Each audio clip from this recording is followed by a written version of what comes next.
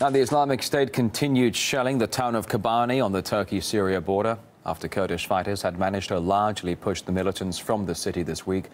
Calls for Turkey to act against the jihadists are getting louder, but Ankara, it says, is in no rush to do anything. Murat Gazdiev explains why. The battle for Kobani has demonstrated the Islamic State's power, its mercilessness and a clear desire to shed Kurdish blood.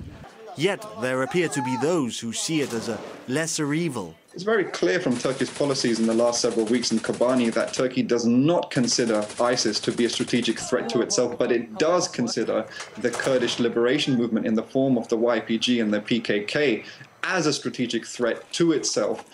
Branding Kurdish fighters as terrorists, Ankara justified its resistance to international plans to help defend Kobani.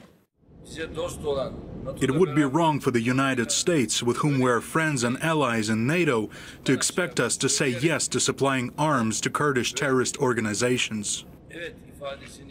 But Ankara's latest remarks suggest it is willing to help contain the Islamic State, perhaps in a bid to fend off accusations that it is turning a blind eye to the jihadists and even conniving with them.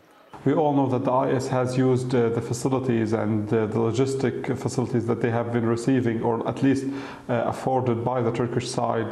This gave them a great advantage in their fighting in Syria in general, and Kobani was no exception of that. We decided to go to a border crossing and see for ourselves.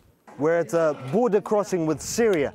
The difference here is that manning the checkpoint aren't Kurdish fighters, but the Islamic State's jihadists. In fact, everything you can see behind that fence is controlled by the Islamic State.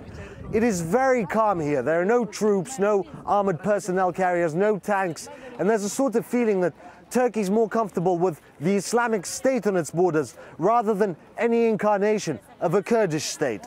We were later told it was dangerous going to that border crossing. Apparently, the Turkish side is rife with Islamic State agents and sympathizers. At the same time, there's no shortage of angry Turkish Kurds, 15 million of them, in fact.